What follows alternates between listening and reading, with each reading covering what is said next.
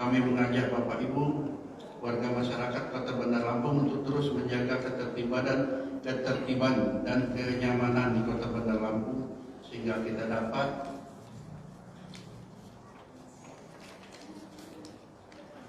melaksanakan ibadah Ramadan tahun 1444 Hijriah dengan baik dan tertib. Dan kita berharap semoga Allah Subhanahu wa taala selalu menjaga kesehatan kita sehingga dapat bertemu dengan bersilaturahim dalam suasana Idul Fitri tahun 1444 Hijriah. Demikian yang dapat disampaikan. Atas perhatian dan kami ucapkan terima kasih. Wassalamualaikum warahmatullahi wabarakatuh. Wali Kota Bandar Lampung Tertanda Eva Duyana. Demikian, terima kasih. Mohon maaf bila ada kekurangan.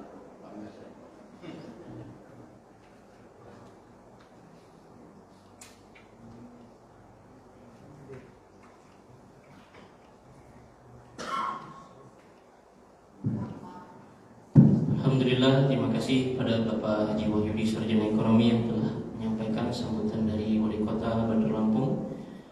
Kemudian acara selanjutnya ini acara inti, yaitu Mauizah Hasanah dalam rangka peringatan Nuzulul Quran tahun ini 1444 Hijriah yang akan disampaikan oleh Al-Karam Al-Ustaz Hidayatullah Man Sarjana Pendidikan Islam yang alhamdulillah beliau sudah hadir di hadapan kita semuanya. Dan juga kami mohonkan setelahnya untuk mengimami doa kita bersama Ustaz. Insyaallah kepada beliau kami persilakan.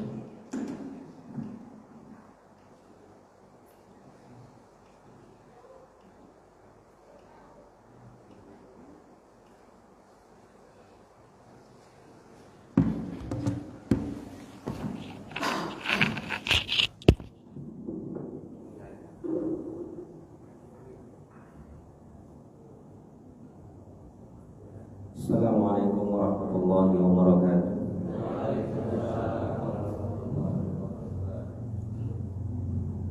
Dari jawaban salamnya seperti puasa.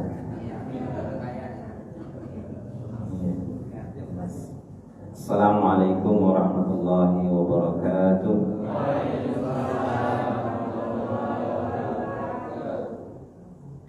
Alhamdulillahilladzi أنزل على عبده الكتاب وجعل للناس هدى وفرقانا والصلاة والسلام على رسولنا وعلى آله وأصحابه ومن تبعه ومن والاه أما بعد. Alhamdulillah, kita bersyukur kepada Allah Subhanahu wa taala. Saat ini kita harus berbahagia karena saat ini kita berada di momentum yang terbaik, yaitu momentum satu bulan yang sangat agung, sangat mulia, bulan Ramadan. Kemudian yang tidak bisa dipisahkan dari Ramadan adalah nuzulul Quran. Karena Allah Subhanahu wa taala mengutip bulan Ramadan di dalam Al-Quran, satu-satunya nama bulan Ramadan yang disebut di dalam Al-Quran itu disandingkan dengan Al-Quran. A'udzu billahi minasyaitonir rajim. Bismillahirrahmanirrahim. Syahrul Ramadan alladzi unzila fihi al-Quran hudan linnas wa bayyinatin minal huda wal furqan. Surah Al-Baqarah ayat 185 adalah bulan Ramadan yang mana di dalamnya diturunkan Al-Quran sebagai petunjuk bagi umat manusia, sebagai pembeda dan keterangan yang sangat jelas al-ayat. Allah Subhanahu wa taala tidak menyebut bulan itu bulan puasa misalkan. Allah tidak menyebut bulan itu adalah bulan sedekah. Allah tidak menyebut bulan itu adalah bulan dengan nama ibadah yang lain. Tetapi kenapa Allah Subhanahu wa taala justru memberikan keterangan syahrul Ramadan adalah syahrul alladzi unzila fil Quran. Bulan Ramadan adalah bulan yang di dalamnya diturunkan Al-Quran. Karena memang Ramadan ini hakikatnya adalah Al-Quran. Dengan Al-Quran itu punya asal, punya pengaruh yang cukup besar.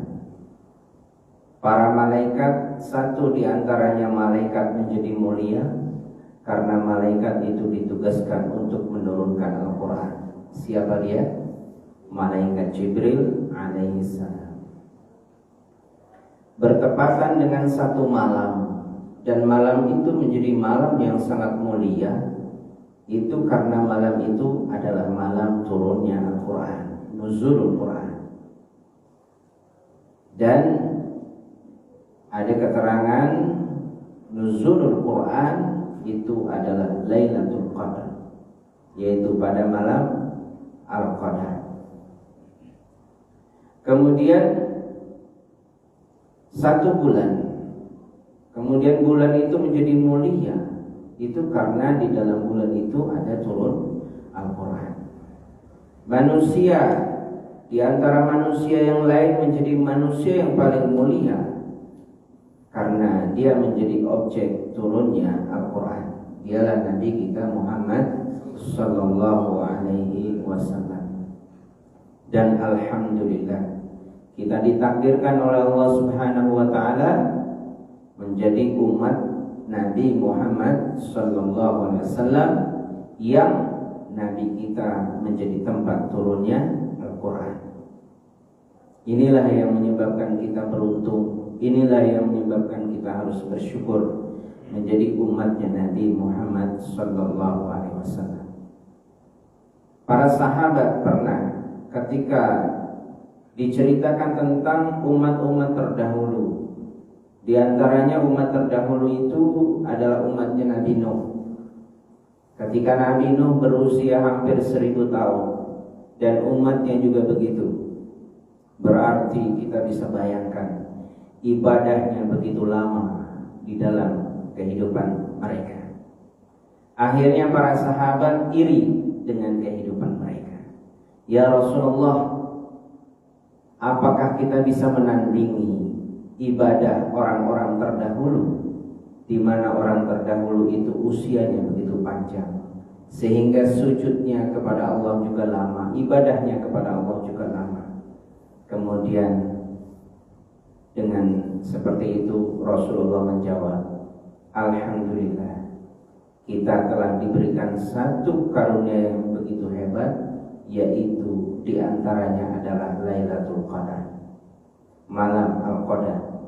Yang malam Al-Qadar itu nilainya adalah 1000, lebih baik daripada 1000 bulan. 1000 bulan itu kurang lebih 83 tahun dan ibadah-ibadah yang lain. Kemudian banyak di dalam Al-Quran gerasi-gerasi yang begitu hebat dari Allah Subhanahu wa ta'ala untuk umat Nabi Muhammad. Di antaranya adalah akhir surah Al-Baqarah. Rabbana la tu'akhidna in nasina aw akhtana. Rabbana wahai Rabb kami, la tu'akhidna, janganlah engkau siksa kami, jangan engkau hukumi kami, in nasina, jika kami lupa, aw akhtana, atau jika kami salah. Alhamdulillah, para ulama bersepakat bahwa turunnya Al-Quran itu adalah duf'atan wahidah, secara menyeluruh itu pada tanggal 17 Ramadan. Ini sesuai dengan firman Allah surat Al-Anfal. A'udzu billahi minasyaitonir rajim. Wa ma anzalna 'ala 'abdina yaumal furqan yaumal taqal jam'an wallahu 'ala kulli syai'in qadir. Dan apa-apa yang kami turunkan terhadap hamba kami Muhammad sallallahu alaihi wasallam bertepatan yaumul furqan, pada hari pembeda. Apa hari furqan itu? Adalah yaumul taqal jam'an, yaitu hari bertemunya dua kubu.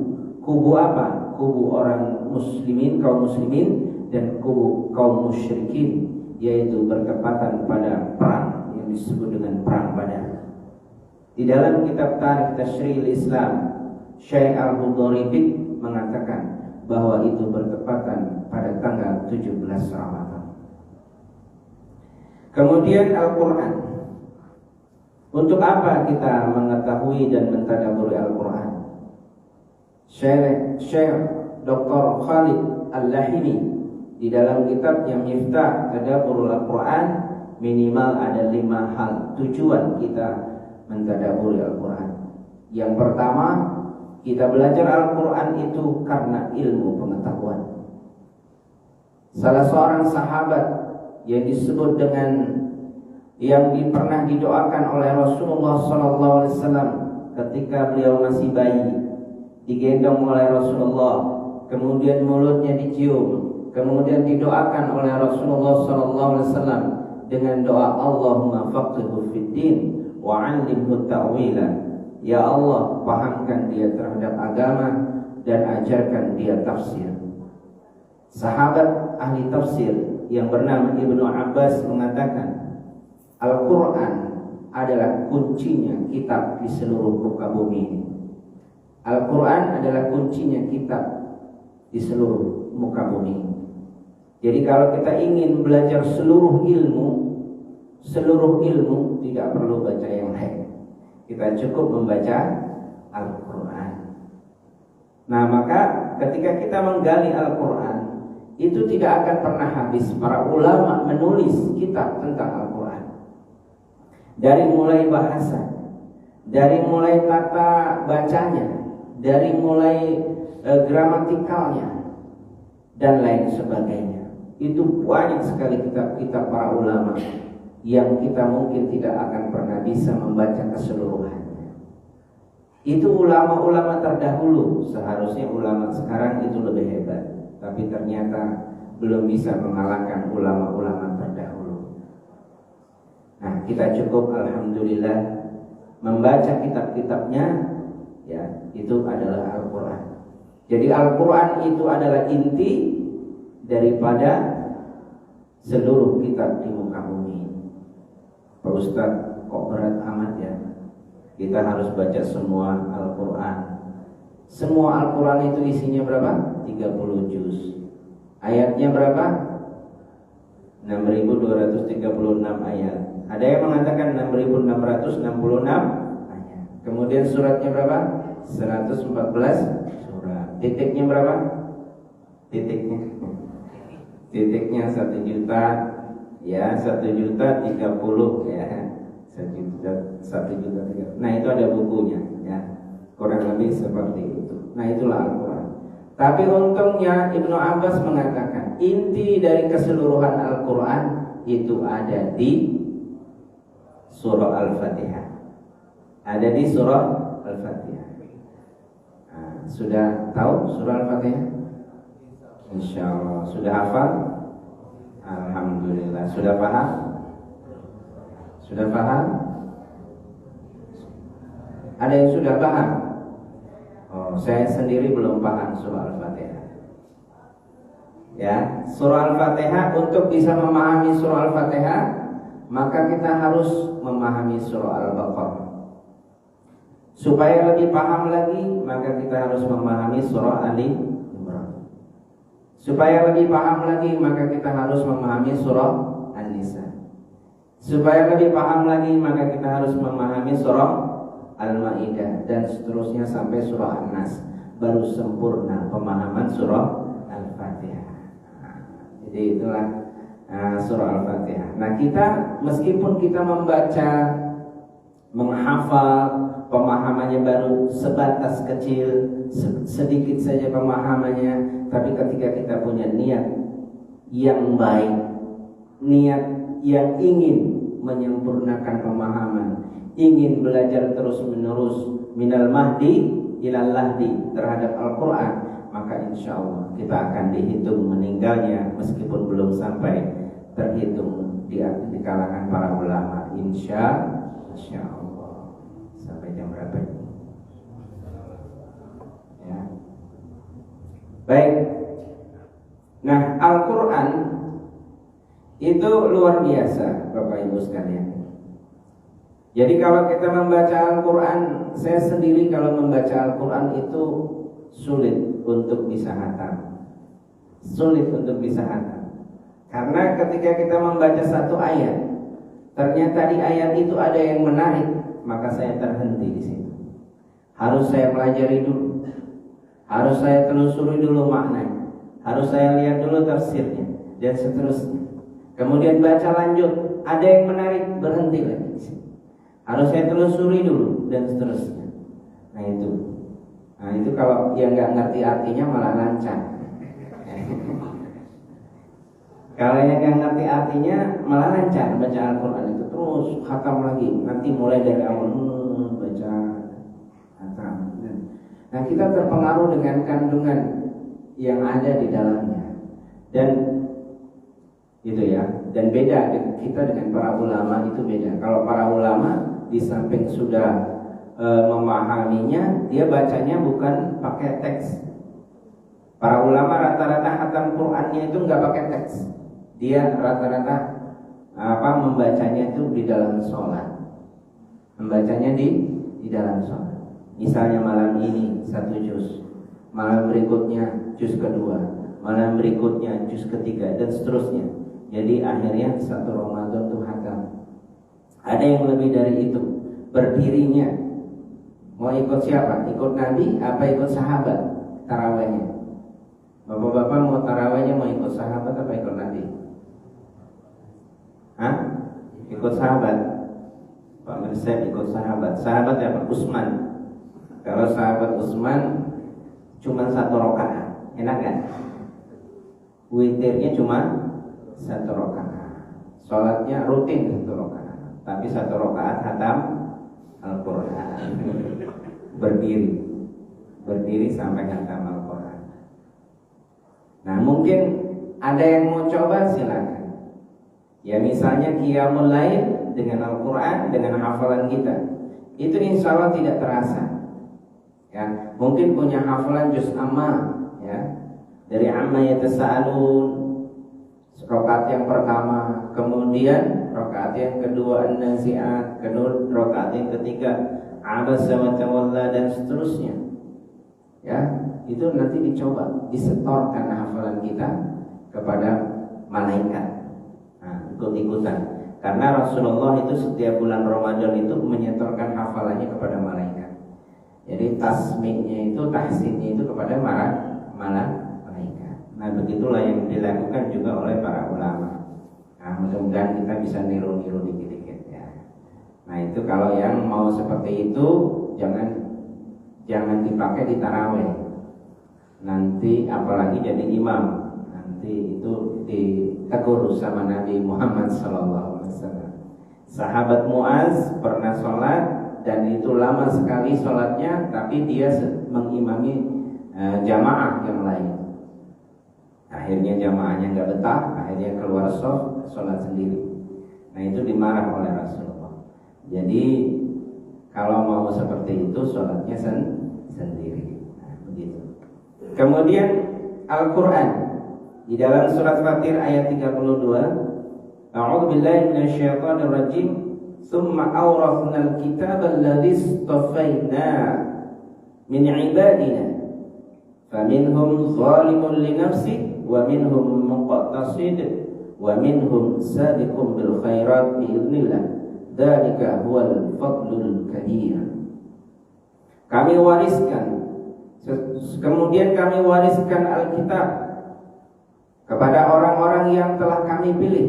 Di antara mereka ada orang yang diwariskan Al-Quran itu yang pertama adalah zalimul li nafsi.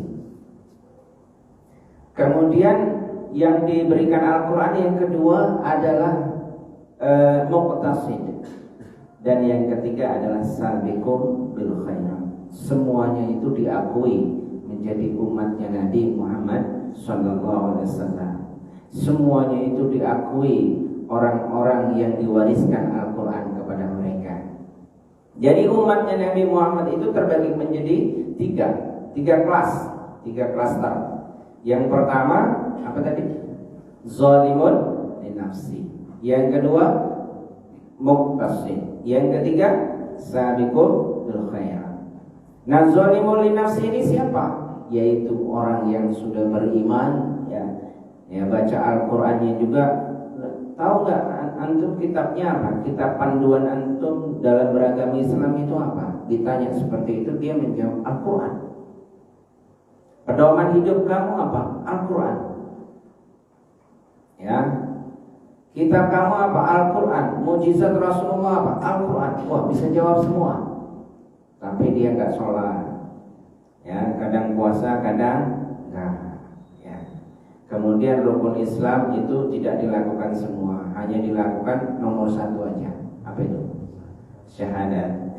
Asyhadu an la ilaha illallah wa asyhadu anna Muhammadar Rasulullah. Nah, ini terhitung orang-orang yang zalimul binafsi. Orang pada tarawih dia enggak. Nah, kalau tarawih sih hukumnya sunnah. Tapi kalau tak ada yang tarawihnya sungguh-sungguh, tetapi subuhnya enggak sholat. Tarawihnya sholat, subuhnya enggak sholat. Jadi jauh-jauh rumahnya berangkat ke masjid tarawih, tapi subuh enggak bangun, enggak sholat. Nah, itu kebalik. Ya, mestinya subuh itu diletakkan di yang utama, kemudian tarawih itu sunnah, ya kan? Nah, seperti itu. Nah, kemudian yang kedua adalah muqtasid. Nah, orang yang muqtasid ini adalah orang yang bisa menjaga sholat 5 waktu. Yang fardu dia bisa jaga. Yang fardu bisa jaga. Selain syahadat, keyakinan, kemudian syahadatnya menjadi sebuah keyakinan pondasi di dalam hati keimanannya.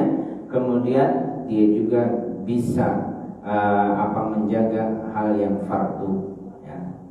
Kemudian yang terakhir adalah sabiqum bil khairat. Orang-orang yang selalu berlomba untuk menjadi yang terbaik. Dia bukan hanya sholat fardu, bukan hanya yang fardu-fardu saja, tetapi dia rutin melakukan hal-hal yang sunnah. Kemudian dia menjadi menggapai fadhiliyat yang lain di dalam hal beribadah.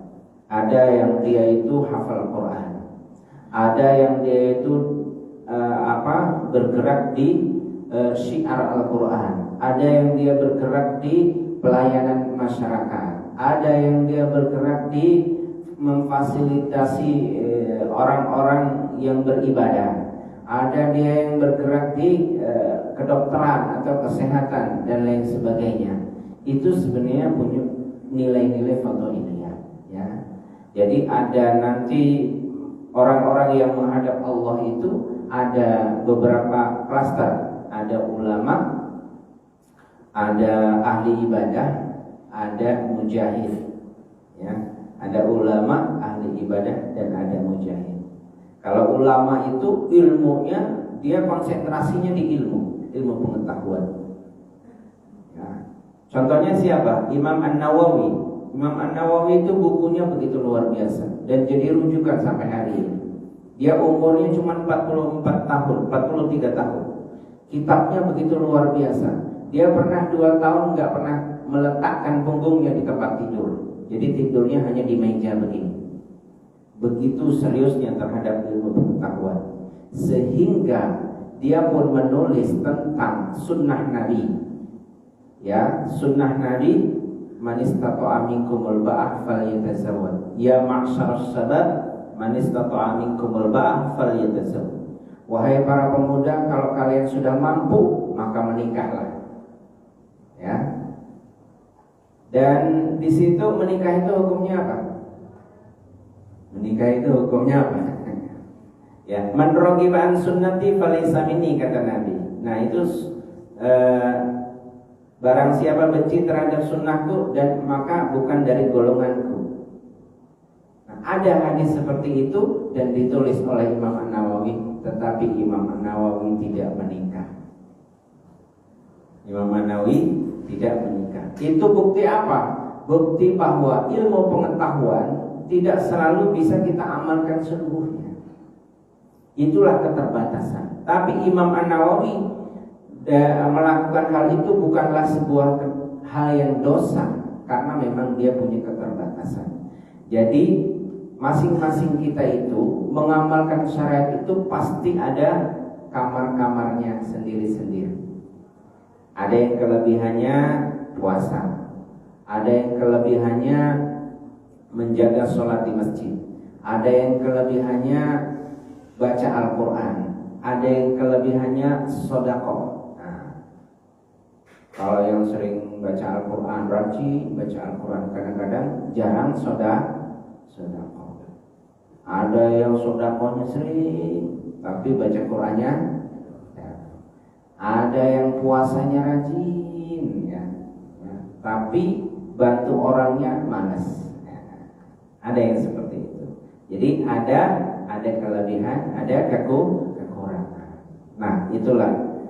Nah, semuanya itu insya Allah kita akan menjadi umatnya Nabi Muhammad SAW dan terhitung pewaris yang mewarisi Al-Quran. Nah, kalau sebagian kita ingin konsen di Al-Quran, mari. Karena Al-Quran itu ada kemuliaan di sana, sehingga Rasulullah SAW bersabda, khairukum man ta'allamal Qur'ana wa 'allama. Sebaik-baik kalian adalah orang yang mau belajar dan mengajarkan Al-Quran. Dan hadis yang lain mengatakan, inna lillahi ahlin minan nas. Sesungguhnya Allah itu punya keluarga dari golongan manusia. Allah itu punya keluarga dari golongan manusia. Para sahabat bertanya, man hum ya Rasulullah? Kemudian Rasulullah menjawab, hum ahlul Quran wa khasatuh. Mereka itu adalah ahli Al-Quran dan orang-orang yang terpilih. Nah, kita kalau mau menjadi ahli Al-Quran, mari kita minimal mencintai. Kata Imam Al-Ghazali di dalam Ihya Ulumuddin, kun aliman, jadilah kalian orang yang alim di Al-Quran. Bisa gak? Fa'in lam tastati, kalau kamu gak bisa, kun muta'alliman, jadilah kamu orang yang belajar terus, gak pernah bosan. Usianya 70 tahun, pokoknya saya belajar. Usianya 80 tahun, ngapal. Nah, jadi seperti itu ya. Kalau gak bisa juga, kun muhibban, jadilah orang yang mencintai Al-Quran, mencintai hamalatul Quran, pembawa Al-Quran. Kalau itu belum sanggup kita lakukan, wala tabghadu anhum, jangan engkau murkai mereka, jangan engkau benci mereka, jangan engkau benci Al-Quran, jangan engkau benci ahlinya, jangan engkau benci orang yang pandai dan mahir di dalam Al-Quran. Tetapi sebaiknya kita semuanya punya niat untuk belajar dan belajar, untuk mencintai dan mencintai terus, sehingga kata Rasulullah, anta ma'aman ahbabta, engkau akan bersama orang yang engkau cintai kelak. Kalau yang kita cintai Nabi, insya Allah kita juga akan ikut bersama Nabi. Kalau yang kita cintai para ulama pengikut Nabi, insya Allah kita juga akan bersama kepada mereka, walaupun kita amalnya tidak sebaik mereka. Demikian, mudah-mudahan apa yang kita sajikan di sini bisa bermanfaat, khususnya untuk pribadi kami dan umumnya untuk para hadirin jamaah sekalian. Kurang dan lebihnya saya mohon maaf. Mari kita tutup dengan doa. Mudah-mudahan dengan doa ini, dengan kalam yang pendek ini, dengan ungkapan yang pendek ini, tapi Allah Subhanahu wa ta'ala mengerti apa yang kita inginkan, apa yang kita cita-citakan di dalam hati. Karena tidak semua bahasa bisa merangkum semua apa yang kita inginkan, tetapi insya Allah Allah Maha tahu apa yang kita inginkan. A'udzubillahi minasyaitonirrajim. Bismillahirrahmanirrahim. Alhamdulillahirabbil alamin. Hamdan syakirin, hamdan na'imin, hamdan yuwafi ni'amahu wa yukafi'u mazidah. Ya Rabbana lakal hamdu kama yanbaghi li jalali wajhikal karim wa 'azimi sultanik. Ya Fattah ya Alim ya Razzaq ya Karim ya Arhamar Rahimin.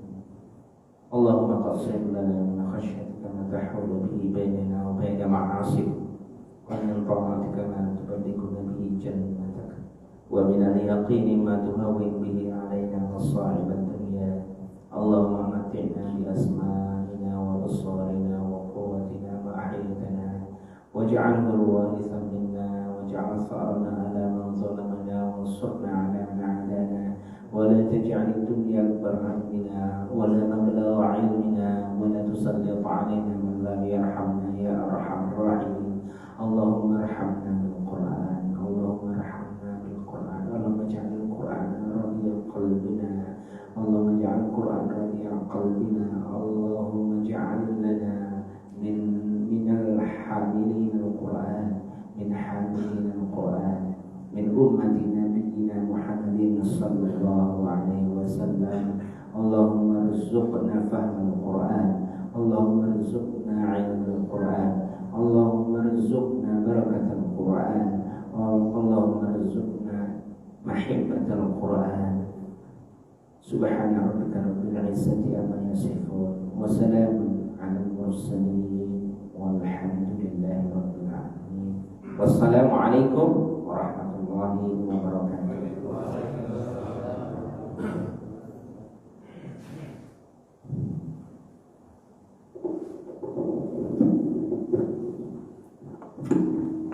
Alhamdulillahirabbil alamin.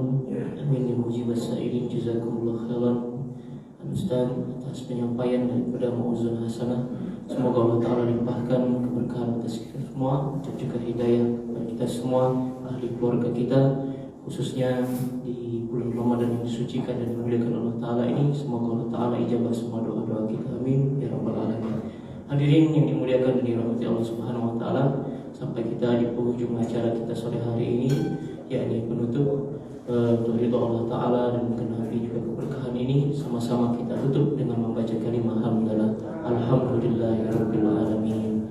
Demikian dapat kami sampaikan. Saya sebagai pembawa acara mohon maaf apabila terdapat kesalahan daripada sikap dan kata-kata.